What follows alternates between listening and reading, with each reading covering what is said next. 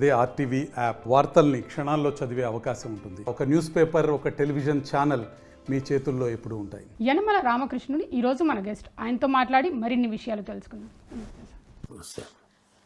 అసలు న్యాయవాదిగా మొదలుపోయిన మీ ప్రయాణం రాజకీయాలకు ఎందుకు వచ్చారు, ఎలా మళ్ళింది అసలు? న్యాయవాదిగా రాజమండ్రిలో కొన్నాళ్ళు ప్రాక్టీస్ చేశాం, కాకినాడలో ప్రాక్టీస్ చేశాం. అయితే నేను ప్రాక్టీస్ చేసేటువంటి సందర్భంలోనే రాజకీయ ప్రవేశం జరిగింది.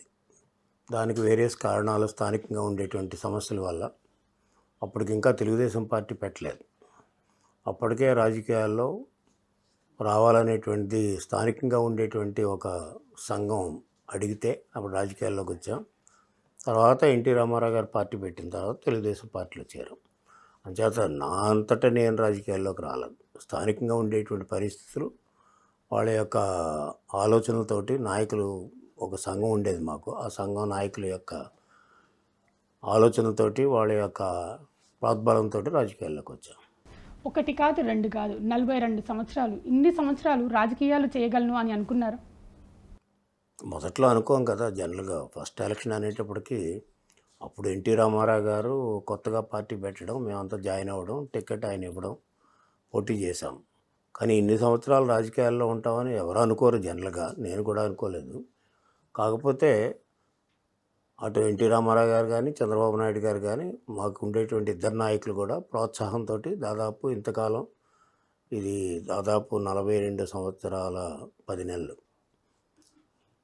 42 సంవత్సరాల 10 నెలలు అంటే ఇక పదవుల్లో ఉండి ఇంచుమించు ఎమ్మెల్యే కానీ, ఎమ్మెల్సీ కానీ, వేరియస్ పదవుల్లో ఉన్న పీరియడ్ అంతా కూడా ఎక్సెప్ట్ 3 ఇయర్స్ 2009 నుంచి 2013 వరకు గ్యాప్ ఉంది. మిగతా టైం అంతా కూడా రాజకీయాల్లో చట్టసభల్లో ఉన్నాను నేను. చట్టసభలే కాకుండా మంత్రివర్గంలో కానీ, తర్వాత ఈ కమిటీల చైర్మన్ కానీ, ఇవన్నీ కూడా ఉన్నాం. అంటే ఇంత లాంగ్ పీరియడ్ రాజకీయాల్లో ఉంటారని ఎవరు ఊహించరు. బట్ సమయం కలిసి వచ్చింది, నాయకత్వం కూడా ప్రోత్సహించారు. దానికి తగ్గట్టుగానే నేను కూడా ప్రవర్తించాం. అంచేత మంచిని ప్రజాసేవ చేయాలనే ఉద్దేశంతో నియోజకవర్గంలో దాదాపు 6 సార్లు ఒకే జెండా మీద, అదే ఒకే గుర్తు మీద గెలిచాం. గెలిచిన తర్వాత 2009లో ఓటమి చవి చూసాం. అంచేత ఇంక ఓటమి వచ్చిన తర్వాత ఇంక ప్రజలు కూడా మార్పు ఏమైనా కోరుకుంటున్నామా అనుమానంతో ఇంకా తర్వాత నేను పోటీ చేయలేదు, వేరే వాళ్ళు పోటీ చేశారు. మళ్ళీ మొన్న మా అమ్మాయి పోటీ చేయించాం. అంచేత 42 సంవత్సరాల 10 నెలలు ఇప్పటికి ఈ రోజుకి. అంటే ఇన్ని రోజులు కూడా కంటిన్యూ అవ్వడం చాలా కష్టం రాజకీయాల్లో. అందరూ ఇప్పుడుండే పాలిటిక్స్లో అయినప్పుడు కూడా మా ఇద్దరు నాయకులు కూడా ప్రోత్సాహం. అటు ఎన్టీ రామారావు గారు ఉన్నంతకాలం ఆయన ప్రోత్సహించాడు నన్ను. చంద్రబాబు నాయుడు గారు ఇప్పటికీ ప్రోత్సహిస్తూనే ఉన్నారు. అంచేత పదవుల కంటే ముఖ్యం ఇంత లాంగ్ పీరియడ్ రాజకీయాల్లో ఉండడం అనేది విశేషం. అసలు ఎన్టీ రావు గారు పరిచయం ఎలా జరిగింది? చెప్పాం కదా, ఆయన పార్టీ పెట్టిన తర్వాత అప్పటికి మేము కొద్దిగా యాక్టివ్గా ఉన్నాం రాజకీయాల్లో. లోకల్గా ఉండేటువంటి సంఘం కానీ, వాళ్ళతో పాటు నేను ఒక మెంబర్గా ఉండి యాక్టివ్గా ఉన్నాం. ఉన్నప్పుడు ఏంటంటే ఎన్టీ రామారావు గారు పార్టీ పెట్టినప్పుడు ఆయన పార్టీలో కలవాలనేటువంటి ఉద్దేశంతో సంఘం తీర్మానంతో పార్టీలో గెలిచాము. ఎన్టీ రామారావు తుని వచ్చినప్పుడు నవంబర్లో అనుకుంటా, 82 నవంబర్లో ఆయన ఓవరాల్గా ఆయన మామూలుగా రాష్ట్రం అంతా తిరుగుతూ పార్టీ పెట్టిన తర్వాత తుని వచ్చినప్పుడు అప్పుడు కలిసా. అంచేత అప్పటికి ఉండేటువంటి ఆల్టర్నేటివ్ పార్టీలు ఏం లేవు. అప్పటికి కాంగ్రెసే ఇంకా ప్రధానంగా పాత్ర పోషిస్తుంది రాష్ట్రంలో. అటువంటి సందర్భాల్లో ఎన్టీ రామారావు గారు ఆ గ్యాప్లో పార్టీ పెట్టడంతో మంచి మూమెంట్ వచ్చింది. ఆ మూమెంట్కి మేమే వెళ్ళి కలిస్తే ఆయన ఒక గుర్తింపునిచ్చారు. ఆ గుర్తింపు ఇవ్వడంతో టికెట్ కూడా ఇచ్చారు. టికెట్తో పోటీ చేశాం. ఆ విధంగా ఫస్ట్ టైం నేను రామకృష్ణ స్టూడియోలో ఎన్టీ రామారావు గారిని కలిశాను. పార్టీ పెట్టినప్పుడు ఎన్టీఆర్ గారు ఇంత చరిత్ర సృష్టిస్తారని అనుకున్నారా? పెట్టిన 6 నెలలకే దీంట్లో రావడం అని అనుకున్నారా? అంటే జస్ట్ ఇంకా ఎలక్షన్స్ కూడా దగ్గరికి వస్తున్నాయి. ఏంటంటే 5th ఇయర్లో పార్టీ పెట్టారు. 5th ఇయర్లో పార్టీ పెట్టిన తర్వాత ఇంకా ఎలక్షన్ ఎప్పుడైనా రావచ్చు. కానీ ఎలక్షన్ దృష్టిలో కాకుండా ఆయన ఒక సినిమా ఫీల్డ్ని వదిలి రాజకీయంగా రావాలనుకుని నిర్ణయించుకుని ఆయన ఈ రాజకీయ పార్టీ పెట్టినప్పుడు ఒక ప్రభంజనంలా వచ్చింది రాష్ట్రంలో. ఒక ప్రభంజనంలా వచ్చేటప్పటికి ఏంటంటే అప్పటికి విసిగిపోయినటువంటి ప్రజానీకం ఎన్టీ రామారావు గారిని, తెలుగుదేశం పార్టీని బాగా ఆదరించారు. ఆదరిస్తున్నట్టు కనిపించింది మామూలు పబ్లిక్ మీటింగ్స్ కానీ, తర్వాత ఆయనకు ఉండేటువంటి హీరోయిజము, ఆయనకు ఉండేటువంటి కమిట్మెంటు, ఆయనకు ఉండేటువంటి ఆ పాలిటిక్స్లో ఆయనకు ఉండేటువంటి చొరవ చూసి ఇంకా జనం రాష్ట్ర ప్రధానికం అంతా కూడా ఆ రోజు తెలుగుదేశం పని ఆదరించారు. అదేవిధంగా ఎన్టీ రామారావు గారికి జైజైలు పలికారు. దాంట్లో మేము ఆ మహాప్రభావంలో మేము కలిసాం కాబట్టి మేము కూడా గెలవడం జరిగింది. మీరు స్పీకర్గా చేశారు, మంత్రిగా చేశారు, ఏది ఎక్కువ సాటిస్ఫాక్షన్ ఇచ్చింది? స్పీకర్గా ఉన్నప్పుడే ఎక్కువ సాటిస్ఫాక్షన్. ఎందుకంటే స్పీకర్కి it has got its own flavour. ఇంకా స్పీకర్ అనేటిది ఒక ఇంపార్టెంట్ పదవి చట్టసభల్లో. అంచేత అటువంటి అవకాశం ఇచ్చినందుకు వారికి ధన్యవాదాలు తెలుపుతున్నాం. అంచేత ఇచ్చిన తర్వాత నేను చేయగలిగినటువంటి కొన్ని రిఫార్మ్స్ కూడా చేయగలిగాను స్పీకర్గా ఉన్నప్పుడు. మంత్రి అంటే 10 మందిలో ఒకరు మంత్రి. అంచేత మంత్రికి ఎప్పుడు కూడా ఏంటంటే ముఖ్యమంత్రి ప్రధానమైనటువంటి లీడర్ కాబట్టి ఒక యూనిట్ ఉంటుంది కాబట్టి ఆ యూనిట్లో ఒక మెంబర్ ఉంటాడు మంత్రిగా. అంచేత ఇది అట్లా కాదు. స్పీకర్ అనేది ఇండిపెండెంట్ పోస్ట్.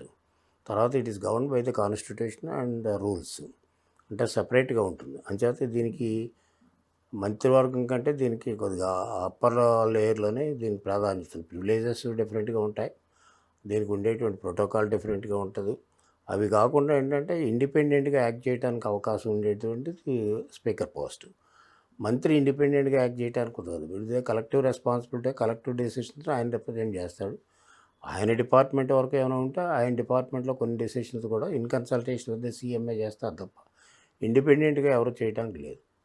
ఇది ఇండిపెండెంట్గా చేయొచ్చు స్పీకర్. ఒకప్పుడు జరిగిన అసెంబ్లీ సమావేశాలకి ఇప్పుడు జరుగుతున్న అసెంబ్లీ సమావేశాలకి మీరు గమనించిన తేడా ఏంటి? చాలా తేడా ఉందండి. అప్పుడు 83లో మేము ఎంటర్ అయినప్పుడు నేను మంత్రిగానే ఎంటర్ అయ్యా. ఎమ్మెల్యేగా గెలవగానే మంత్రి తీసుకున్నారు, మంత్రిగానే గెలిచారు. అప్పుడుండే రాజకీయాలకి ఇప్పుడుండే రాజకీయాలకి చాలా తేడా ఉంది. అప్పుడుండే చట్టసభల పెర్ఫార్మెన్స్కి ఇప్పుడుండే చట్టసభల పెర్ఫార్మెన్స్ చాలా తేడా ఉంది. అంచేత ఇది జనరల్గా వస్తున్నటువంటి ఒక మార్పు.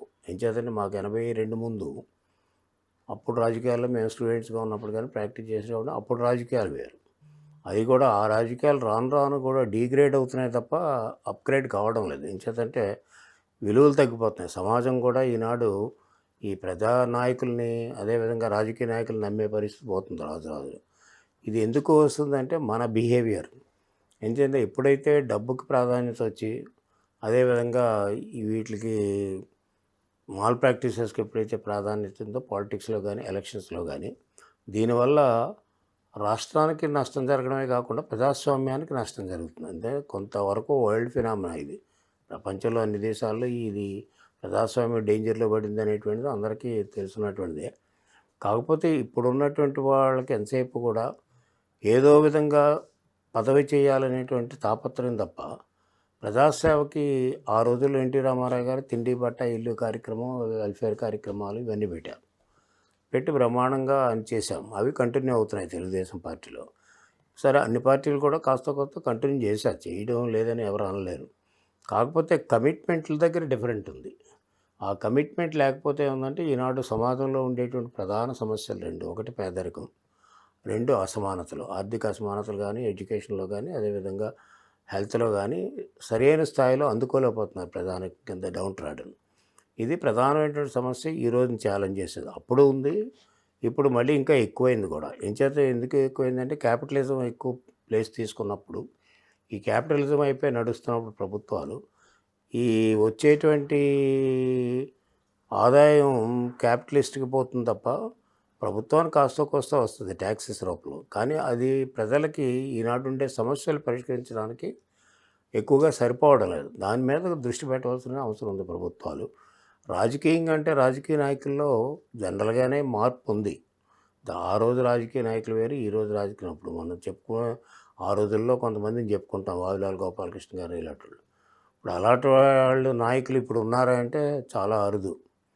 అసలు ఉన్నారో లేదో కూడా మనం ఐడెంటిఫై చేయలేం భూతార్థం పెట్టినా కానీ. అంచేత అంటే రాజకీయాలపై కమిట్మెంట్ ఉంది తప్ప రాజకీయ సేవ వైపు కమిట్మెంట్ లేదు. ఒకప్పుడు ఎమ్మెల్యేలు అసెంబ్లీకి వచ్చేటప్పుడు ప్రతి అంశం తెలుసుకొని వచ్చేవాళ్ళు. ఇప్పుడు అలాంటి పరిస్థితి ఉందా?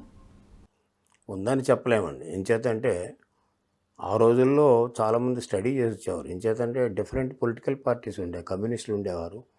డిఫరెంట్ పొలిటికల్ పార్టీస్లో కాంపిటీషన్ ఉండేది, అపోజిషన్లో కూడా కాంపిటీషన్ ఉండేది. ప్రభుత్వం versus treasury benches versus opposition ఒక ఉండేది. ఉండేటప్పుడు ఏంటంటే ఇప్పుడు మేమున్నప్పుడు కూడా అపోజిషన్ చాలా స్ట్రాంగ్గా ఉండేది. నేను స్పీకర్గా ఉన్నప్పుడు జనార్దన్ రెడ్డి వాళ్ళు దాదాపు 27 మంది ఎమ్మెల్యేస్ ఉండేవారు. అట్లాగే అంతకుముందు కూడా నేను దాదాపు 5 చీఫ్ మినిస్టర్లు చూశాను. ఎన్టీ రామారావుతో పాటు, చంద్రబాబు నాయుడు గారితో పాటు మిగతా చెన్నారెడ్డి కానీ, జనార్దన్ రెడ్డి కానీ, అదేవిధంగా ఇంకా మన విజయభాస్కర్ రెడ్డి గారు కానీ వీళ్ళంతా కూడా చూశాను. అయితే ఆ రోజు ఉండేటువంటి ప్రజెంటేషన్స్, గవర్నమెంట్ ప్రజెంటేషన్ రిప్లైస్ కానీ, ఈ రోజు ఉండేటువంటి ప్రజెంటేషన్స్ రిప్లైస్ కానీ, లేకపోతే వీళ్ళు మెంబర్స్ అడిగేటువంటి క్వశ్చన్స్ కానీ చాలా డిఫరెన్స్ కనిపిస్తుంది. ఏంటంటే సమాజం గురించి ఆ ప్రశ్నలు అడిగినప్పటికి కూడా, ఇప్పుడు ఇక్కడ ప్రశ్నలు అడిగినా సేవ చేసిన ముందు కమిట్మెంటు, డెడికేషన్ చాలా ఇంపార్టెంట్. కమిట్మెంట్ అంటే సబ్జెక్ట్ తెలుసుకోవాలి. రాజకీయం అంటే ప్రజాసేవ తప్ప సొంత సేవ కాదు. అంచేత లైబ్రరీ, మనకు ఉండే లైబ్రరీ హైదరాబాద్లో చాలా పెద్ద లైబ్రరీ ఉంది. అసలు లైబ్రరీకి వెళ్ళేవాళ్ళు ఎంతమంది అంటే బైఫర్కేషన్ అయిన తర్వాత ఇక్కడ కొద్దిగా ఉందనుకోండి, పెద్ద లేదు.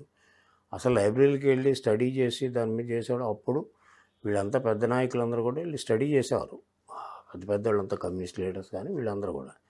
ఇప్పుడు మా టైంలో కూడా నేను కొద్దిమంది మాత్రమే వెళ్ళేవాళ్ళం లైబ్రరీకి, అసెంబ్లీ లైబ్రరీకి.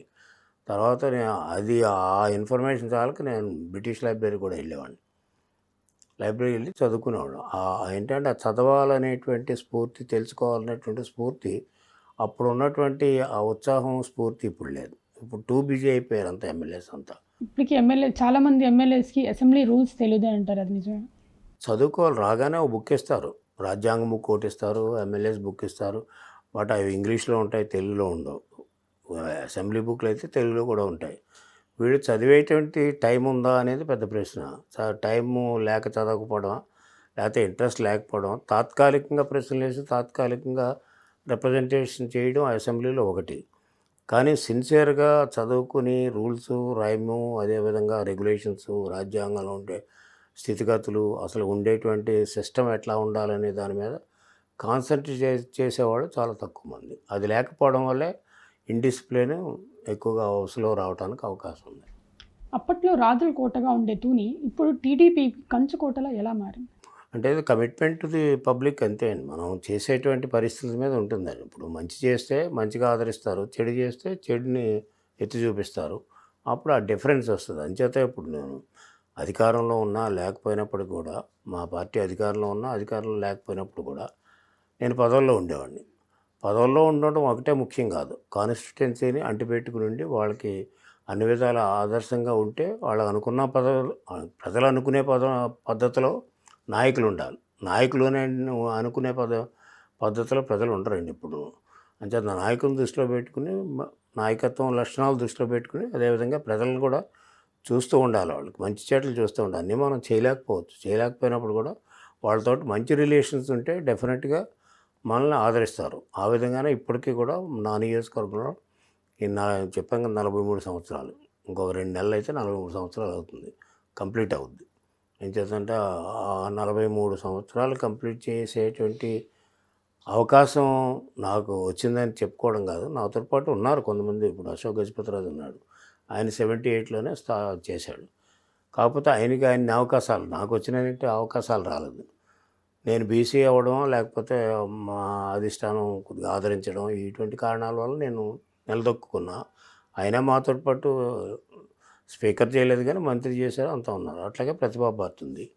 ప్రతిభా భారతి గారు కూడా 82లో మొదలుపెట్టినారు, మేమంతా ఒకటేసారి వచ్చాం. అట్లాగే ఇప్పుడు ఉన్న స్పీకర్ అయ్యన్ పాత్రి గారు కూడా మాతోటి 82లో, ఆయన 83లో ఎమ్మెల్యే అయ్యారు, ఆయన కూడా ఉన్నాడు. అయితే వీళ్ళకి కొంత గ్యాప్ వచ్చినప్పుడు కొంత ప్రాబ్లం వాళ్ళు ఫేస్ చేశారో మళ్ళీ తెలియదు. బట్ నాకేంటంటే గ్యాప్ రాకుండా కంటిన్యూస్గా ఉన్న వాళ్ళలో నేను అది. దానివల్ల ఏంటంటే కమిట్మెంట్ ఎప్పుడు కూడా పార్టీకి కమిట్మెంట్ ఉండాలి, ప్రజలకి కమిట్మెంట్ ఉండాలి, మనలో ఒక చిత్తశుద్ధి కూడా ఉండాలి. అది ప్రజలు గ్రహించినప్పుడే మన నాయకత్వం నిలబడుతుంది. అందుకనే వీలైనంతవరకు కూడా అప్పుడు వచ్చిన నాయకుల్లో 83 వచ్చిన నాయకులు చాలా కొద్దిమంది ఉన్నారు. ఇప్పుడు వాళ్ళందరినీ మరి ఎందుకు పోషిస్తున్న ప్రజలు ఆ నియోజకవర్గాల్లో గెలవడం వాడడం వేరే విషయం. నేను కూడా 2009లో ఓడిపోయాం. ఓడినా కానీ ప్రజలు హర్షించే విధంగా నాయకత్వం ఉండాలి. ఆ విధంగా కొంతమంది నిలబడతారు, కొంతమంది ఫస్ట్ టర్మ్లోనే పోతారు, సెకండ్ టర్మ్లో కొంత పోతారు, థర్డ్ టర్మ్లో కొంత. అది కొన్ని విధాలుగా చూస్తే వ్యక్తి ప్రభావం అయి ఉండొచ్చు, నాయకత్వ ప్రభావం అయి ఉండొచ్చు, లేకపోతే పార్టీ డైరెక్ట్ ఏంటి పార్టీ ఇన్ఫ్లుయెన్స్ ఉండొచ్చు. అంటే గవర్నమెంట్ మారినప్పుడు కొద్దిగా అవతల పార్టీకి వేవ్ వస్తే కొద్దిగా ఇబ్బందికరమైనటువంటి పరిస్థితులు ఉంటాయి. ఇవన్నీ ఫ్యాక్టర్స్ ఉంటాయి, వేరియస్ ఫ్యాక్టర్స్. కానీ ఆ ఫ్యాక్టర్స్ అన్ని నిలబెట్టుకుని ప్రజల యొక్క మన్ననను పొందితే లాంగ్ పీరియడ్ ఉంటాడు నాయకుడు. ఎన్టీఆర్తో కలిసి రాజకీయాలు చేశారు, చంద్రబాబుతో కలిసి రాజకీయాలు చేశారు, ప్రస్తుతం లోకేష్తో పనిచేస్తున్నారు. ఈ ముగ్గురులో తేడా ఏంటి? లోకేష్ ఇంకా మెచ్యూరిటీ ఇంకా రావాలి కదా, మొన్నే కదా ఎంటర్ అయ్యాడు. ఏంటంటే ఇప్పుడు ఎన్టీఆర్ తోటి కలిసి పనిచేసినప్పుడు చంద్రబాబు నాయుడు గారు జనరల్ సెక్రటరీగా ఉండేవాడు, నేను ఒక జనరల్ సెక్రటరీగా ఉండేవాడు, మాధవరెడ్డి ఒక జనరల్ సెక్రటరీ, ముగ్గురు జనరల్ సెక్రటరీ ఉండేవాడు, ఎన్టీఆర్ గారు ప్రెసిడెంట్గా ఉండేవారు. అంచేత అందరం కలిసి పనిచేసాం. ఎక్కువ ఎన్టీఆర్ గారి ఆదేశాలు చంద్రబాబు నాయుడు గారితో పాటు మేమంతా కలిసి పనిచేసేవాళ్ళం. అది అట్లాగా ముఖ్యమంత్రిగా ఉన్నప్పుడు కూడా నేను మంత్రిగా ఉండేవాడిని ఎన్టీఆర్ క్యాబినెట్లో ఎక్కువ కాలం.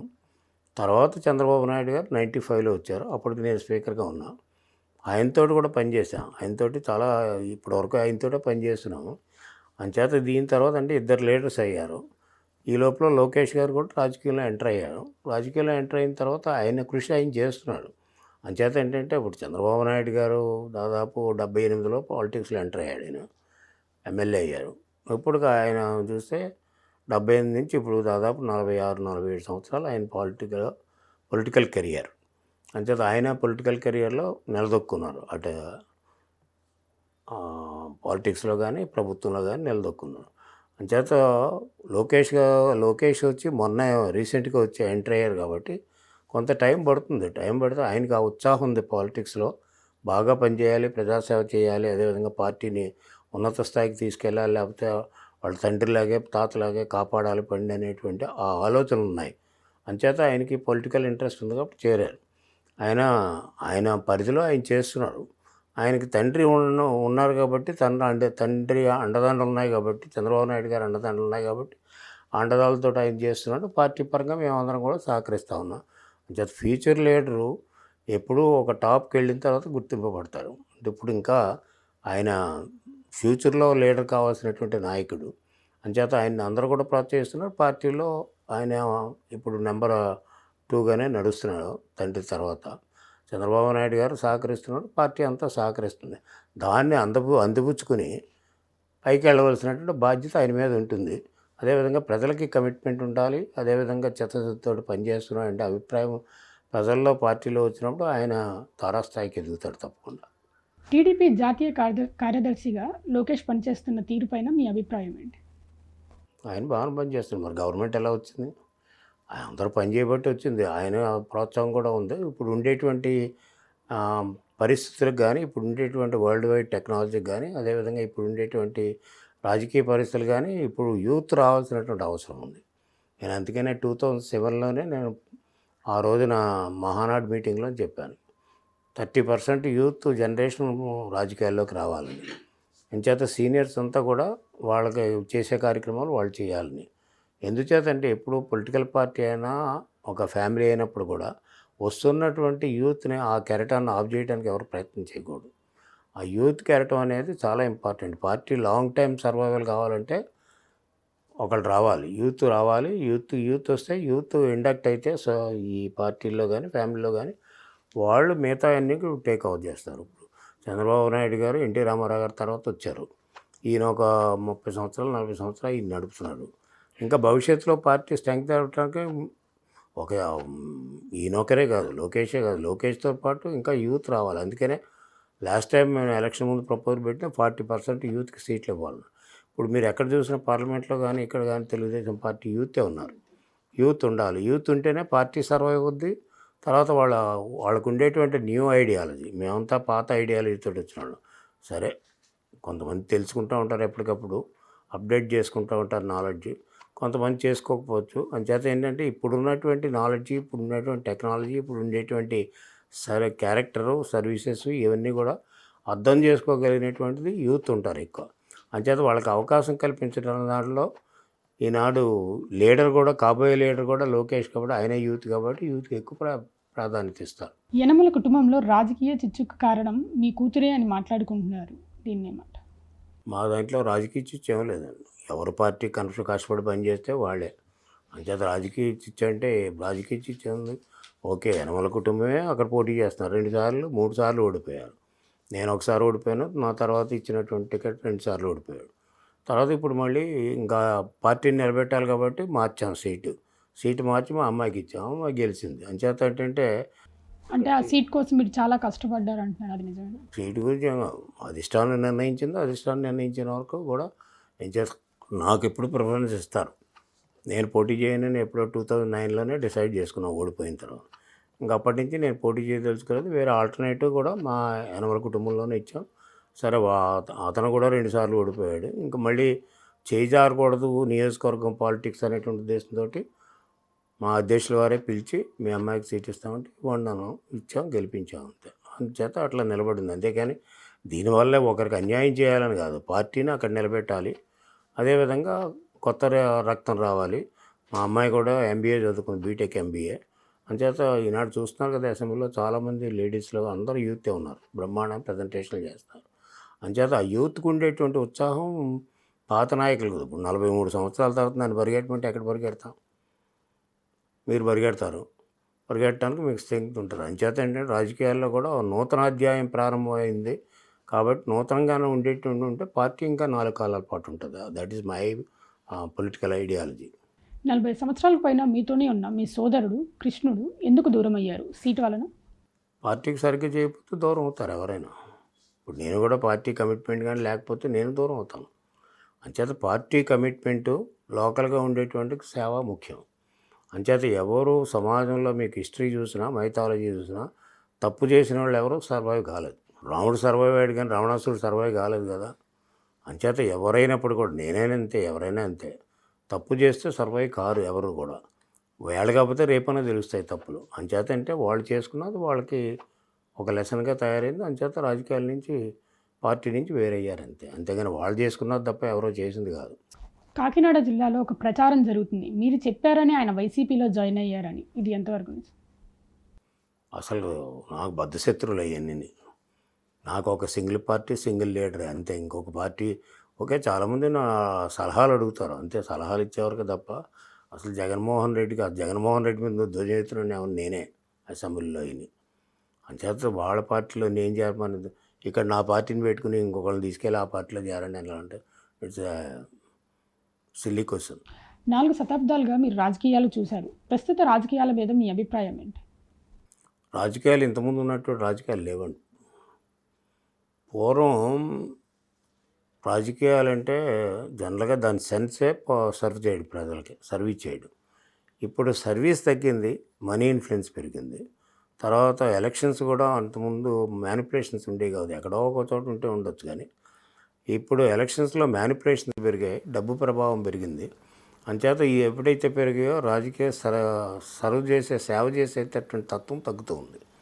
ఏం చేద్దంటే డబ్బు ఖర్చు పెడితే ఎలక్షన్లో అయిపోతాం కదా అనేటువంటి ఆ మనస్తత్వం వచ్చిన తర్వాత డబ్బుకి ప్రాధాన్యత ఇస్తున్న తర్వాత సర్వీస్కి ప్రాధాన్యత రావడం లేదు.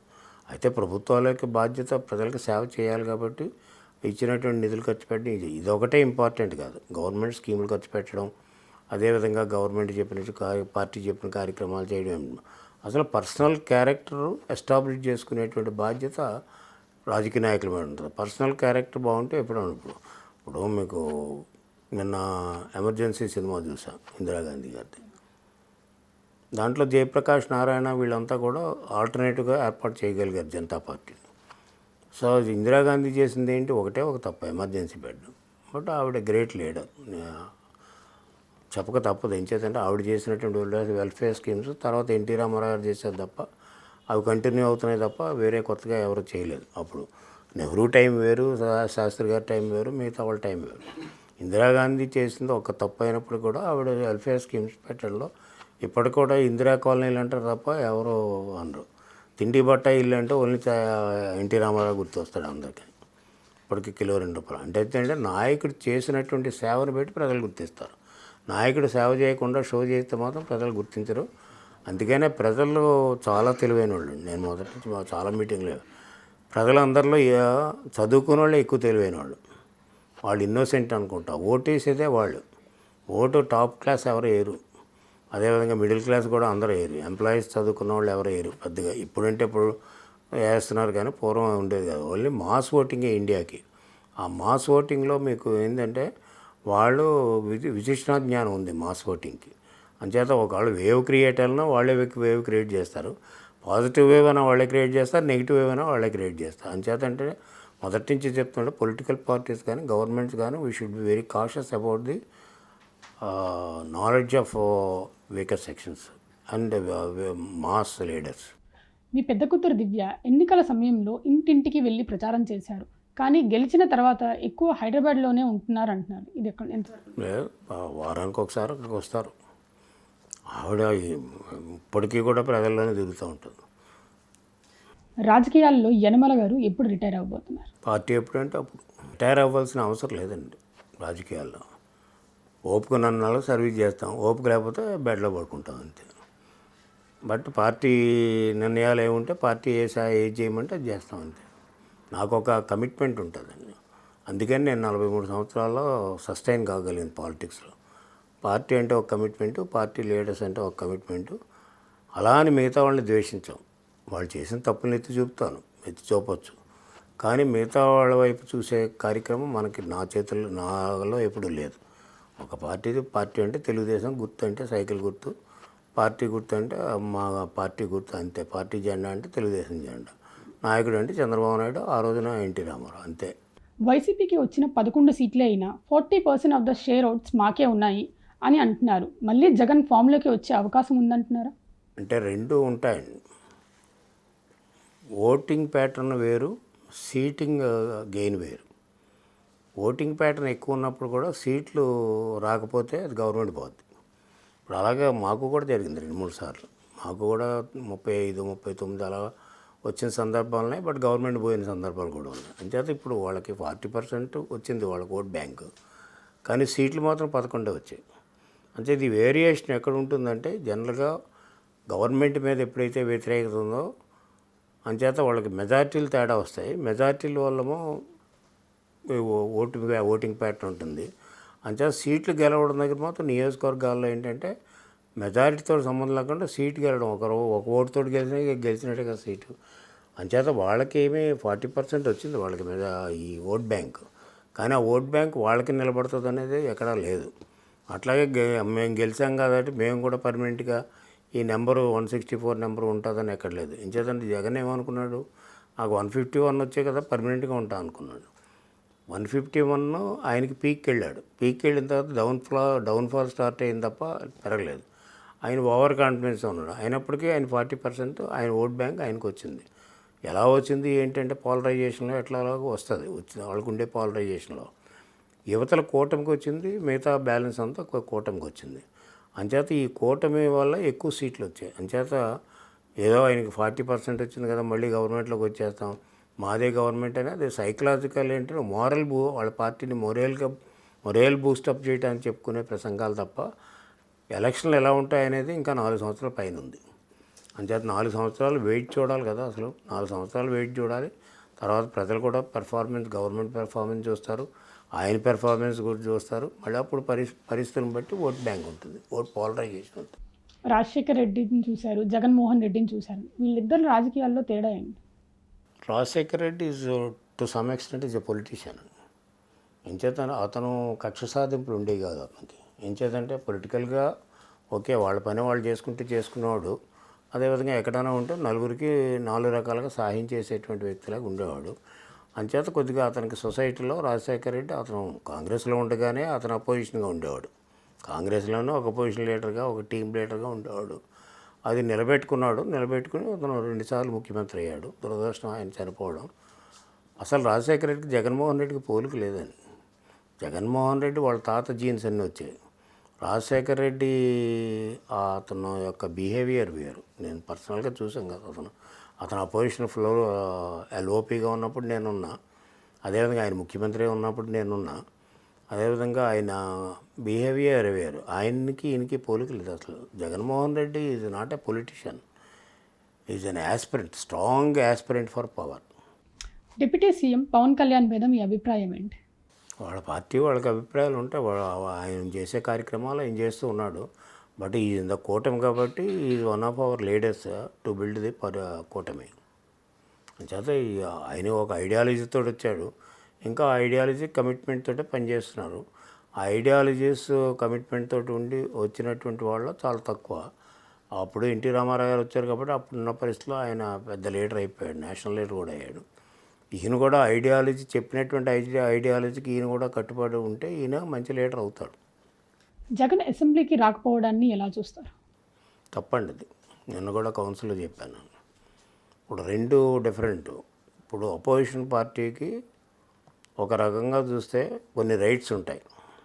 గవర్నమెంట్ ట్రెజరీ బెంచెస్కి రైట్స్ ఉన్నట్టు గవర్నమెంట్కి రైట్స్ ఉన్నట్టే government is accountable to the people through the assembly. Simultaneously opposition is also accountable to the people through the assembly. ఈ అకౌంటబిలిటీని రెస్పాన్సిబిలిటీని మర్చిపోయి బాయ్కాట్ చేయడం అనేటువంటిది కరెక్ట్ కాదు. ఈ బాయ్కాట్ చేస్తే ఏమవుతుంది, వీళ్ళని ఎందుకు పంపించారు అసలు? పబ్లిక్ ఇష్యూస్ని రిప్రజెంట్ చేయడానికి కదా.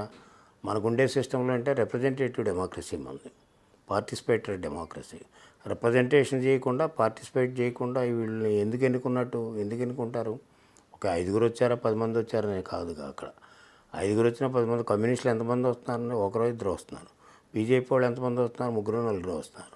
అంచేత వచ్చిన వాళ్ళు మరి వాళ్ళు రావడం లేదా? వాళ్ళు రిప్రజెంట్ చేయడం లేదా? అవసరమైతే గవర్నమెంట్ కూడా విమర్శిస్తారు. కమ్యూనిస్టులు ఎప్పుడు గవర్నమెంట్ని విమర్శిస్తూ ఉంటారు కదా. అంచేత అంటే ఎవరైనప్పటికీ కూడా ప్రజల చేత ఎన్నుకోబడినటువంటి నాయకుడు ఎవరైనప్పుడు కూడా హౌస్లోకి వచ్చి హౌస్లో ప్రజా సమస్యలను పరిష్కరించడానికి కృషి చేయాలి.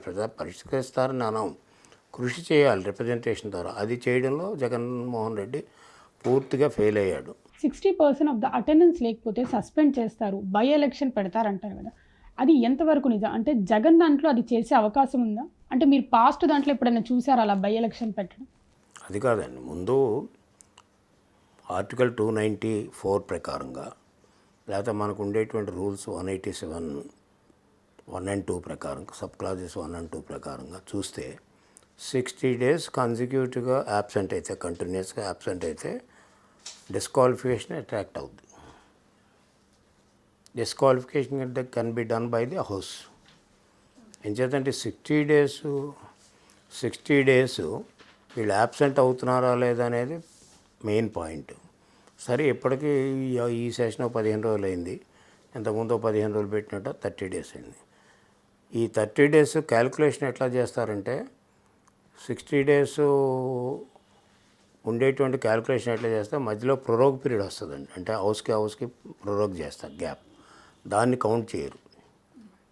అదేవిధంగా హౌస్ జరుగుతుండగా ఒక రోజు 2 రోజులు వాయిదా వేస్తారు, దాన్ని కౌంట్ చేస్తారు యాబ్సెంట్లో. మొన్న వచ్చారు కదా, అది కౌంట్ చేస్తారు. వచ్చి సైన్ చేశారు కదా జగన్మోహన్ రెడ్డి. ఆ గవర్నర్ అడ్రస్ ఇది నాట్ ఏ సెషన్, అది సిట్టింగ్ కాదు. ఆ సైన్ చేయడం వాళ్ళు మామూలు వచ్చినట్టు సైన్ చేసుకుంటారు తప్ప అది నాట్ ఏ సిట్టింగ్, అది లెక్క రాదు.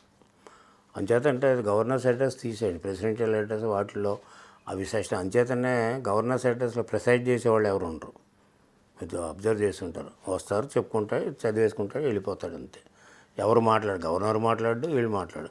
అంతగా గొడవ చేస్తే వాళ్ళే దిగి వెళ్ళిపోతారు, ఏదో లాస్ట్ లైన్ చదివేసి ప్రొసీజర్.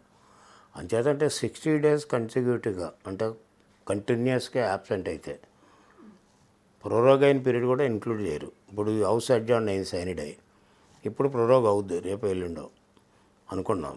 ఆ ప్రొరోగ్ పీరియడ్ చేయరు. అదేవిధంగా ఒక 4 రోజుల పైన కానీ వాయిదా వేస్తే హౌస్ జరుగుతున్నప్పుడు దాన్ని కౌంట్ చేయరు.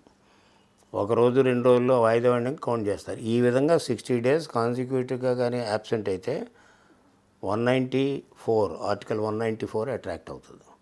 దాంట్లో డిస్క్వాలిఫికేషన్ ఉంది. ఎంచేతంటే ఎవరు అసలు బేసిక్గా రాజ్యాంగం అలా ఉంచండి. రూల్ 187(4) రూల్ మన అసెంబ్లీ బుక్లో, రాజ్యాంగంలో 190 సబ్ క్లాజ్ మీకు 4 చూసుకోండి. దాంట్లో 60 days యాబ్సెంట్ అయితే వితౌట్ ఎనీ బ్రేక్.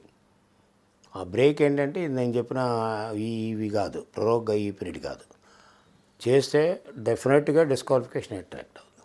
దీన్ని అవాయిడ్ చేయడానికి ఏమంటున్నారంటే ఒక రూలు ఒక ప్రకారంగా లీవ్ ఆఫ్ యాబ్సెన్స్ అప్లై చేయాలి. ఒకవేళ సపోజ్ ఒక మెంబర్ కానీ సీరియస్గా హాస్పిటల్లో ఉన్నాడు అనుకోండి, అతను రాలేకపోతున్నాడు అనుకోండి దాదాపు ఒక 60 రోజులు, అప్పుడు లీవ్ ఆఫ్ యాబ్సెన్స్ స్పీకర్కి ఇవ్వాలి. స్పీకర్కి ఇస్తే అప్పుడు అపోజిషన్ లీడర్ దాన్ని మూవ్ చేస్తారు. ఇలా పలానా వాళ్ళు లీవ్ ఆఫ్ యాబ్సెన్స్ పెట్టుకున్నారు. ఆ లీవ్ ఆఫ్ యాబ్సెన్స్ కూడా ఒక రీజనబుల్ గ్రౌండ్స్ ఉండాలి. ఊరికే ఏదో నేను టీ తాగడానికి వెళ్తున్నాను, లేకపోతే నేను ఏదో నియోజకవర్గానికి వెళ్తే ఇవి ఒప్పుకోరు. హెల్త్ గ్రౌండ్స్ అని అవ్వాలి, లేకపోతే వేరే ఏదైనా ఇంపార్టెంట్ అన్అవాయిడబుల్ సర్కమ్స్టాన్సెస్ ఉండాలి. ఉంటే అప్పుడు leave of absence house approve చేస్తే అప్పుడు అది కౌంట్ చేయరు. అంచేత 60 days కంపల్సరీగా లేకపోతే మాత్రం ఈ యొక్క రాజ్యాంగమే మనకు పర్మిట్ చేస్తుంది హౌస్ని. అదేవిధంగా చేసిన తర్వాత డిస్క్వాలిఫై చేయడానికి అవకాశం ఉంది. But point here is 60 days ఎప్పుడు కౌంట్ అవుతాయి అనేది పాయింట్. జగన్మోహన్ రెడ్డికి ప్రతిపక్ష హోదా వచ్చే అవకాశం ఉందంటారా? ఇంపాసిబుల్. మనకు రాజ్యాంగంలో కానీ అదేవిధంగా రూల్స్ ఏం చెప్తున్నాయంటే, ఈవెన్ పార్లమెంటరీ సిస్టమ్ కూడా కౌలన్ షక్దర్లో కూడా ఏం చెప్తుందంటే, హౌస్లోనే కాదు బయట కూడా లెజిస్లేచర్ పార్టీగా వాళ్ళ లీడర్ని ఎన్నుకుంటారు. కానీ హౌస్లో లెజిస్లేచర్ పార్టీ లీడర్గా గుర్తించదు హౌస్లో గుర్తించేది ఏంటంటే, ఎప్పుడైతే కోరం నెంబర్ తక్కువ ఉందో, అంటే ఇక్కడ అసెంబ్లీలో 18 మంది ఉండాలి. 18 మంది ఉంటేనే కోరం అవుతుంది అసెంబ్లీకి. అదేవిధంగా ఆ 18 మంది లేకపోతే ఈయనకి ఎల్ఓపి రాదు. ఈయనకే కదా, ఎవరికీ రాదు. ఆ 18 మంది ఉంటేనే వస్తుంది. 18 మంది తక్కువ ఉంటే రాదు. అంచేత ఎప్పుడైతే నెంబర్ తక్కువ అయిందో వీళ్ళు గ్రూప్గానే గుర్తింపబడతారు తప్ప ఎల్ఓపిగా గుర్తింపబడరు. అది చాలా క్లియర్గా రాజ్యాంగంలో ఉంది, కౌలన్ షక్దర్లో ఉంది, రూల్స్లో ఉంది, అన్నింటిలో ఉంది. తెలుసుండి నాకు ఇవ్వాలి ఆయనే చెప్పాడు కదా ఒకసారి హౌస్లో. చంద్రబాబు నాయుడుకి 23 వచ్చాయి, ఇంకా 18కి డౌన్కి తీసేస్తే ఈయనకి ఎల్ఓపి పోద్ది అన్నాడు కదా. మరి ఎల్ఓపి పోద్ది చంద్రబాబు నాయుడుకి, 18 లోపల వచ్చేస్తా అన్నవాడు. మరి ఈవేళ నాకు ఎల్ఓపి ఇవ్వండి అంటాడేంటి? అసలు రూల్స్ ఒప్పుకో. స్పీకర్ గారు అట్లా ఉంచండి. స్పీకర్ గారు రూల్స్ ప్రకారంగా యాక్ట్ చేస్తాడు. అంచేత ప్రభుత్వానికి సంబంధం లేదు. అంచేత బయట లెజిస్లేచర్ పార్టీగా, అసలు లెజిస్లేచర్ పార్టీగానే గుర్తించరు. లోపల లెజిస్లేచర్ పార్టీ గ్రూప్గా గుర్తిస్తారు. ఆ గ్రూప్కి లీడరు. అంచేత మాకు జనార్దన్ రెడ్డి ఉన్నాడు, పి జనార్దన్ రెడ్డి. అప్పుడు 27 ఎన్నో వచ్చాయి, 30 ఉండాలి. అప్పుడు పెద్దది కదా, కంబైండ్ హౌస్ కదా, నేను స్పీకర్గా ఉన్నాను, గుర్తించలేదు. అంచేత అది ఎల్ఓపిగా రావడం, ఎల్ఓపిగా రాకపోవడం అనేటువంటిది ఇప్పుడు మీకు కౌన్సిల్లో బొత్స సత్యనారాయణకి ఆటోమేటిక్గా ఇచ్చారు కదా. బొత్స సత్యనారాయణ ఇప్పుడు ఆటోమేటిక్గా, ఎందుకంటే వాళ్ళకి మెజారిటీ ఉంది, వాళ్ళే ఎక్కువ మంది ఉన్నారు. అంచేత మోర్ దాన్ కోరం నెంబర్ ఉంది, వాళ్ళకి ఇచ్చారు. మరి ఇక్కడ ఎందుకు ఎవరంటే, ఇక్కడ ఎవరు ఇవ్వడానికి వీలు పడదు కూడా. సొంతంగా రూల్స్ మార్చలేడు కదా స్పీకర్. రూల్స్ ఎలా ఉంటో అలా చెప్తారు. అందుకనే ఆయన రూలింగ్ కూడా ఇచ్చేశారు. ప్రభుత్వాలు మారే ప్రతిసారి పేర్లు మార్చే సంస్కృతిని మీరు ఎలా చూస్తారు? ఇది ఎక్కడి వరకు వెళ్ళే అవకాశం ఉందంటారు? ఇది కరెక్ట్ కాదండి. పేర్లు మార్చొచ్చు, కానీ పేర్లు మార్చి పేర్లు పెట్టేటప్పుడు ఒక సంఘ సంస్కర్తల యొక్క పేర్లు పెడితే మంచిది. ఇప్పుడు అంబేద్కర్ గారి పేరు పెడితే ఎవరు అడ్డు పెట్టరు కదా. గాంధీ గారి పేరు పెడితే ఎవరు అడ్డు పెట్టరు కదా. అలాగే సుభాష్ చంద్రబోస్ పేరు పెడితే ఎవరు అడ్డు పెట్టరు కదా. ఇలాగా దేశ స్వాతంత్రానికి తెచ్చిన వాళ్ళు కానీ, ప్రజాసేవ చేసిన వాళ్ళు కానీ, అదేవిధంగా కష్టపడి ఈ సమాజానికి సేవ చేసిన వాళ్ళు పెడితే, న్యూట్రల్స్ పెడితే ఎవరు అభ్యంతరం పెట్టరు. కానీ వీళ్ళు సొంతంగా పేర్లు పెట్టుకుని, ఇప్పుడు ఎన్టీ రామారావు పేరు తీసేసి వీళ్ళు జగన్మోహన్ రెడ్డి పెట్టుకుంటే చూడటానికి అసహ్యంగా ఉంటుంది. ఇది మంచి సిస్టమ్ కూడా కాదు. అట్లాగే రేపు సేమ్ రెసిప్రోకల్ రియాక్షన్స్, యాక్షన్ ఎక్కడ ఉందో రియాక్షన్ అట్లా ఉంటుంది. అంచేత ఒకళ్ళు చేసిన దానికి రెండో వాళ్ళు ఆటోమేటిక్గా చేస్తారు. బట్ ఈ సిస్టమ్ ఈజ్ నాట్ కరెక్ట్. అంచేత ఈ పేర్లు పెట్టుకునే సిస్టమ్ కూడా కరెక్ట్ కాదు. వాళ్ళు పెట్టాలనుకుంటే వాళ్ళు ఆ సమాజానికి ఎంతవరకు సర్వీస్ చేశారనేది గుర్తించుకోవాలి, చేసి పెడితే బాగుంటుంది. ఇప్పుడు వీళ్ళకి కూడా అంబేద్కర్ మేము ఎవరు చూడలేదు మనం, కానీ అంబేద్కర్ని ఎందుకు గుర్తించుకున్నాం? సొసైటీలో రాజ్యాంగాన్ని రచించలో ఆయన ప్రముఖ పాత్ర. మిగతా ఇటువంటి వాళ్ళందరూ ఎందుకు గుర్తించి, గాంధీ స్వాతంత్రం దేవాళ్ళు నెంబర్ 1. అదే రాష్ట్రానికి కూడా అనేక మంది సేవలు చేసిన వాళ్ళు ఉన్నారు కదా రాష్ట్రంలో కూడా. ఇప్పుడు పొట్టి శ్రీరాములు గారు ఉన్నారు, ఆ పెడితే ఎవరొద్దంటారు పేరు? ఇప్పుడు అంబేద్కర్ గారి పేరు తీసేసి, పొట్టి శ్రీరాములు పేర్లు తీసేసి, వీళ్ళు ఏం కనకార్యాలు చేశారని పెట్టడానికి, వీళ్ళే these are politicians running on political parties. అంచేత అంటే ఒకళ్ళు పెట్టాలనుకున్నప్పుడు ఎన్టీ రామారావు గారు ఆయన తిండి బట్ట ఇల్లు అనే సమాజంలో ఒక ముద్ర వేసుకున్నాడు. దానికి ఆ ముద్రకి ఆయన పేరు పెడతారు. ఆయన పేరు కూడా తీసేసి వీళ్ళు ముద్ర లేని వాళ్ళందరూ వేసుకుంటే ఇంకెక్కడ ఉంది సమాజం? అంచేత ఈ పేర్లు మార్చే సిస్టమ్ ఇట్స్ నాట్ కరెక్ట్ నా లెక్క ప్రకారంగా. ఎంచేతంటే సర్వీస్ చేసిన ప్రపంచానికి కానీ, లేకపోతే ఇప్పుడు నెల్సన్ మండేలాని ఎందుకు గుర్తు చేసుకుంటామండి? ఆయన ఒక రెవల్యూషన్ తీసుకొచ్చాడు. ఆయన ఎన్నో 25 సంవత్సరాలు ఆయన జైల్లో మగ్గాడు. అంచేత ఆయన్ని మళ్ళీ ప్రెసిడెంట్గా సౌత్ ఆఫ్రికా ప్రెసిడెంట్గా ఎన్నుకున్నారు. ఆయనే వాలంటరీగా తప్పుకున్నాడు. అంచేత ఒక క్యారెక్టరు, తర్వాత సర్వీసు ఇవన్నీ చూసి పెడితే బాగుంటుంది. అందుకని ఏమీ లేకుండా జగన్మోహన్ రెడ్డి లాంటి తీసుకొచ్చి పెద్ద పేరు పెట్టేస్తే ఆయన పేరు ఎవరైనా తీసేస్తారు. వచ్చి తర్వాత వచ్చిన పార్టీ ఇది మనం పెట్టడంలో తప్పు ఉన్నప్పుడు తీసేయడంలో తప్పు లేదు. అది ఒకప్పుడు శాసన మండలిలో సీనియర్లు ఎక్కువ ఉండేవాళ్ళు, చర్చలు బాగా జరిగాయి. కానీ ఇప్పుడు ప్రస్తుతానికి గొడవలు ఎక్కువ జరుగుతున్నాయి. అంటే యంగ్స్టర్స్ ఉండడం వలన ఎక్కువ గొడవలు జరుగుతున్నాయి అంటారా? అలాగే అది పాలిటిక్స్లో మార్పు వచ్చింది. పాలిటిక్స్లో ప్రజా ఇష్యూస్ అనే పేరు మీద కక్షలు పెరిగాయండి. పొలిటికల్ పార్టీస్ ఎదురెదురుగా కూర్చునేది ప్రజల యొక్క సమస్యలు డిస్కస్ చేయడానికి, సమస్యల పరిష్కారానికి దోహదపడటానికి, గవర్నమెంట్ కానీ వాళ్ళు కానీ. అట్లా కాకుండా పార్టీల వైపు డివైడ్ అయిపోయి పార్టీలు ఒక పార్టీ మీద ఒక పార్టీ బురద జల్లుకునేటువంటి పరిస్థితికి వచ్చేటప్పటికి ఇవి ఉంటే అఫ్కోర్స్ ఇప్పుడు వాకౌట్ చేసే రైట్ అపోజిషన్కి ఉంటుంది, ఏ మెంబర్కైనా ఉంటుంది. కానీ నిన్న కూడా చెప్పాను, పర్మనెంట్గా బాయ్కాట్ చేసే రైట్ లేదు ఏ పొలిటికల్ పార్టీ. ఇందాక చెప్పాం కదా, 60 days కాన్సిక్యూటివ్గా ఉంటే అతను డిస్క్వాలిఫికేషన్ అట్రాక్ట్ అవుతుంది. అదే పర్మనెంట్గా బాయ్కాట్ చేసే రైట్ ఏ పొలిటికల్ పార్టీ లేదు, ఏ మెంబర్కి లేదు. 60 రోజుల పైన అసలు చేయవలసిన అవసరం ఏముంది? వాకౌట్ ఎందుకంటే ఆ ఇష్యూస్ మీద చేస్తారు. ఒక ఇష్యూ మీద వాకౌట్ చేసి మళ్ళీ వచ్చేసి పార్టిసిపేట్ చేస్తారు. అంతవరకు పర్మిజబుల్ అంత అప్రిషియేట్ కూడా చేయొచ్చు. అలా కాకుండా నేను హౌస్కే రానంటే అది కరెక్ట్ కాదు. అది ప్రజలు కూడా హర్షించరు. ఏం చేద్దాం, రావాలి, చేయాలి. ఏదైనా స్ట్రాంగ్ ఇష్యూ ఉంటే అప్పుడు లీవ్ ఆఫ్ యాబ్సెన్స్ అప్లై చేయాలి. మొన్న ముఖ్యమంత్రి, డిప్యూటీ సీఎం, ఎమ్మెల్యేలు, ఎమ్మెల్సీలు ఫోటో సెక్షన్లో పాల్గొన్నారు. మీరెందుకు రాలేదు? ఆ రోజు నాకు ఒంట్లో బాగాలేదు చెప్పాం కదా, చైర్మన్ గారు ఫోన్ చేశారు. నాకు ఆ రోజున అప్సెట్ అయింది స్టమక్, దాని మీద రాలేకపోతున్నాను అని చెప్పాను. ఎమ్మెల్సీలు రిటైర్ అయ్యేటప్పుడు కూడా వీడ్కోలు దానికి కూడా మీరు రాలేదు. దానికి ఏదైనా కారణం ఉందంట? ఆ రోజే కదా, సేమ్ ఆ రోజే ఫోటో. తెలుగుదేశం పార్టీలో ఎన్టీఆర్ని చూశారు, చంద్రబాబుని చూశారు, లోకేష్ని చూశారు. అందరికీ 10 మార్కులకి 8 మార్కులు ఇస్తారు. ఈ మార్కులు ఇవ్వడం కాదు ఇక్కడ. మార్కులు నేను ఇవ్వను, ప్రజలు ఇస్తారు మార్కులు. ఒక నాయకుడు మార్కులు ఇవ్వడం ఏంటి? ఎక్కడ ఎవరు లేదా వాళ్ళ సర్వీస్ని గుర్తించేది ప్రజలు గుర్తిస్తారు, ప్రజలు మార్కులు ఇస్తారు. ప్రజల మార్కులను బట్టి గవర్నమెంట్లోకి రావడం, అధికారంలోకి రావడం, ఆ ప్రతిపక్షంలో ఉండడం అనేది ఉంటుంది. మా నాయకులే కాదు ఎవరైనప్పటికీ కూడా. అంచేత ప్రజలు ఇచ్చే నాయకులు ఈ మార్కులు ఇంపార్టెంట్ తప్ప నాయకులే ఉంది. నన్ను అడిగితే మా నాయకులకే నెంబర్ 1 అంటాం. ఇంకొకరిని అడిగితే ఇప్పుడు మిమ్మల్ని అడిగే అనుకోండి, మీ ఎండిఏ మన గొప్ప నాయకుడు అంటారు మీరు. మామూలు సహజం, అది కాదు కదా కావాల్సింది. ఇచ్చేది ప్రజాస్వామ్యంలో. యంగ్స్టర్స్కి మీరు ఇచ్చే సజెషన్స్ ఏంటి? యంగ్స్టర్స్ యాక్టివ్గా ఉండాలి, అంటే బాగా ఎడ్యుకేటివ్గా ఉండాలి. ఎడ్యుకేటివ్ అంటే ఇప్పుడు చదువు కాదండి, పొలిటికల్ మనుషుల యొక్క మనస్తత్వాలను అర్థం చేసుకోవాలి. ఇప్పుడు మన సమాజాన్ని అర్థం చేసుకోవాలి, అది చదువు అంటే.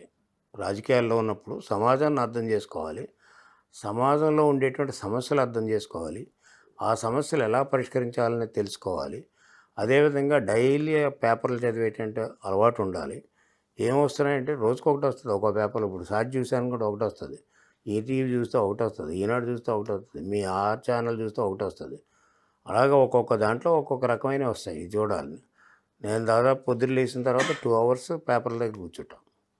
నేను చూడండి, నేషనల్ పేపర్స్, ఇంటర్నేషనల్ పేపర్స్ చూస్తాం. బహుశా ఎవరో చూస్తారో లేదు తెలియదు. స్టేట్ పేపర్ చూస్తాం. నేను సాక్షి కూడా చదువుతాను. ఏం చేద్దంటే అపోజిషన్ పేపర్ కాబట్టి ఏం చెప్పారో తెలుసుకోవాలి. ఇప్పుడు వాళ్ళు తప్పు చెప్పారో మంచి చెప్పారో మనం గెస్ చేస్తాం. వాళ్ళు ఏం చెప్పారో తెలుసుకోవాల్సిన బాధ్యత మనకుంది కదా. వాళ్ళు ఒకరికే చెప్పుకుంటూ పోతారు. అట్లాగే ఈటీవీ, ఈనాడు, ఆంధ్రజ్యోతి, సాక్షి, ఈ తెలుగు పేపర్లు 3 పేపర్లు చూస్తాం. అవసరం అయితే ప్రభా, ఇండియన్ ఎక్స్ప్రెస్ చూస్తాం. ఇంగ్లీష్ అయితే హిందూ, టైమ్స్ ఆఫ్ ఇండియా చూస్తాం. ఇంటర్నేషనల్ అయితే ఎకనామిక్స్ చదువుతాను, సబ్స్క్రైబర్ కూడా నేను. అదేవిధంగా మీకు చూస్తే బీబీసీ కంప్లీట్ చూస్తాం, సిఎన్ఎన్ చూస్తాం. ఏం చదువుతుంది, వరల్డ్ వైడ్ ఏమవుతుంది. ఈనాడు ఏమైంది, యుఎస్ఏ ట్రేడ్ పాలసీ మొత్తం గందరగోళం చేసేసింది ప్రపంచాన్ని. ట్రంప్గా ట్రేడ్ పాలసీ, అతను కూడా ప్రబలంలో ఇరుక్కున్నాడు. అంచేత ఊరికే ఓవరాల్గా ప్రపంచంలో అసలు పాలిటిక్స్ ఏం జరుగుతున్నాయి, దేశంలో పాలిటిక్స్ ఎలా ఉన్నాయి, రాజకీయాల్లో పాలిటిక్స్ ఎలా ఉన్నాయి, ప్రజా సమస్యలు ఎట్లా, ఇవి అర్థం చేసుకున్నటువంటి రాజకీయ నాయకుడు డెఫినెట్గా లాంగ్ టైం సర్వైవ్ అవుతారు. లేదు ఏమీ లేకుండా నేను ఏదో పదవి వచ్చింది కదా అనుభవించిపోతానంటే షార్ట్ టర్మ్ ఉంటుంది. జగన్ అధికారంలోకి వస్తే ఎవరిని వదిలిపెట్టను అందరి సంగతి చూపిస్తా అంటున్నారు. దీన్ని మీరేమంటారు? అంటే ఈ కక్ష రాజకీయాలు ప్రజాస్వామ్యంలో పనికిరావండి. ఫస్ట్ క్వశ్చన్ ఏంటంటే అసలు ఈ అధికారంలోకి వస్తే కదా ఫస్ట్ ప్రశ్న. అధికారంలోకి వచ్చిన తర్వాత ఏం చేస్తాడని చూద్దాం. అధికారంలోకి వస్తానని బెదిరించడం ఇంకా మీకు 9 నెలలు కూడా అవ్వలేదు. 8 నెలలు పూర్తయింది, 9 నెలల్లో ఉన్నాం. అంచేత ఇంకా 8 నెలలు అవ్వకుండా విచిత్రం ఏంటంటే మరుసటి నెలలోనే ఈయన ఢిల్లీ వెళ్ళిపోయి ఇది ప్రెసిడెంట్ రూల్ పెట్టండి అంటాడు. అసలు నేను అసలు ఇంకేమైనా బుర్ర పని చేస్తుందా లేదా అని. 1 మంత్లోనే ప్రెసిడెంట్ రూల్ ఎలా పెడతారండి అసలు గవర్నమెంట్ ఆఫ్ ఇండియా? ఏం జరుగుతుందని 1 మంత్లో? అంటే అంత కక్షతోటి ఉన్నాడు మనిషి. ఆ కక్ష ప్రజల మీద కక్షతోటి ఉన్నాడా ఓట్లు వేయలేదని, లేకపోతే ప్రతిపక్షాల మీద గవర్నమెంట్ మీద కక్షతో ఉన్నాడని ప్రథమ. అంటే ఈయన అధికారంలోకి వస్తే ఏం చేస్తారని చూద్దాం. అదంటే బెదిరింపు రాజకీయాలు అంటారు వాటిని. కక్ష సాధింపు రాజకీయాల కంటే బెదిరింపు రాజకీయాలు. ఎవరిని బెదిరిస్తాడు?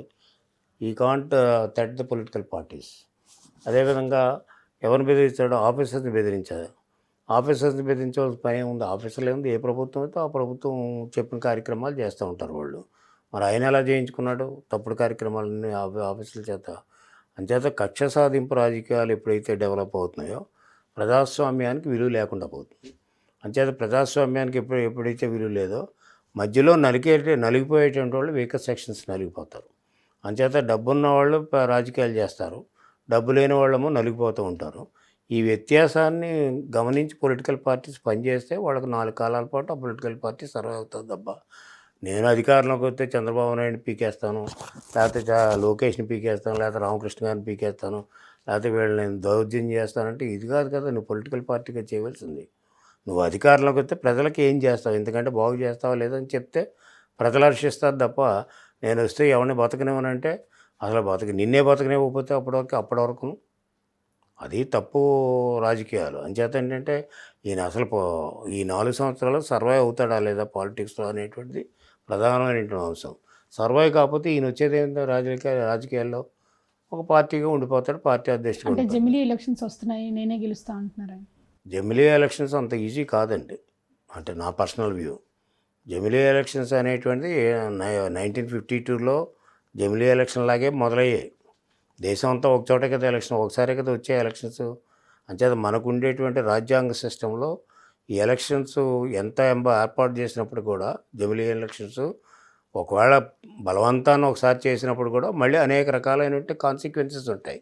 ఆ కాన్సిక్వెన్సెస్లో మళ్ళీ డిస్టర్బ్ అయ్యే ఉంటుంది ఎలక్షన్ సిస్టమ్. సపోజ్ నేను ఎలక్ట్ అయ్యాను వేళ అనుకోండి, మా పార్టీ ఎలక్ట్ అయింది అనుకోండి, ఓకే తీర్మానం చేస్తాం జమిలీ ఎలక్షన్ కానీ అంటాం. రేపన్న రోజున ఇప్పుడు ఏముంది అక్కడ కూడా సెంట్రల్ గవర్నమెంట్ కూడా అయింది అపోజిషన్లు మనం చూసాం కదా. దాదాపు 85 ప్రెసిడెన్షియల్ రూలింగ్స్ వచ్చాయి, ప్రెసిడెన్షియల్ గవర్నమెంట్స్. అంచేత ప్రభుత్వం ఎప్పుడు ఏంటంటే సడన్గా పడిపోయింది అనుకోండి 1 ఇయర్లోనూ ఏమవుతారు? మరి 4 సంవత్సరాలు వెయిట్ చేయలేరు కదా. ప్రాక్టికల్గా ఉండేటువంటి ప్రాబ్లమ్స్ ఉన్నాయి. బట్ గవర్నమెంట్ ఆఫ్ ఇండియా వాళ్ళు ఏదో దీని మీద కాన్సన్ట్రేట్ చేస్తున్నారు కాబట్టి అక్కడ రిపోర్ట్ కూడా వచ్చింది కాబట్టి ఆ రిపోర్ట్ ప్రకారంగా ఎన్ని అమెండ్మెంట్ చేయాలో రాజ్యాంగానికి ముందు వాళ్ళు చేయాలి. చేసే ఆ రాజ్యాంగ అమెండ్మెంట్స్ అవుతాయా లేదా అనేది ప్రధానమైన క్వశ్చన్. అయ్యి జమిలీ ఎన్నికలు అయితే ఇదంటే మల్టీ పార్టీ సిస్టమ్ అండి ఇండియాలో. ఆ మల్టీ పార్టీ సిస్టంలో ఒక పార్టీ అగ్రి అవుతుంది, ఒక పార్టీ అగ్రి కాకపోవచ్చు. అంచేత ఈ ప్రాసెస్లో జమినీ ఎలక్షన్స్ అనేటువంటిది నాకు తెలిసిన నా నాలెడ్జ్ ప్రకారంగా అంత ఈజీ కాదు. ఒకళ్ళు వచ్చినా కానీ అవి మళ్ళీ డిస్టర్బ్ అయ్యేటువంటి ప్రమాదం ఉంటుంది. అంచేత ఈయన ఏదో ఊహించుకుంటున్నాడు, ఏదో రీజన్ కావాలి కాబట్టి జమిలీ ఎలక్షన్ వస్తాయి, నెక్స్ట్ ఇయర్ ఎలక్షన్ వచ్చేస్తుంది, నేను గెలిచిపోతే నేను అధికారంలోకి వచ్చేస్తాను. ఇవన్నీ ఊహాగానాలతో రాజకీయాలు నడవు. మనం చేసేటువంటి సర్వీస్తో నడుస్తాయి రాజకీయాలు. మరిన్ని వీడియోస్ కోసం ఛానల్ ని సబ్స్క్రైబ్ చేయండి, లేటెస్ట్ అప్డేట్స్ కోసం వాట్సాప్ ఛానల్ ని ఫాలో చేయండి అండ్ లింక్ డిస్క్రిప్షన్ లో ఉంది.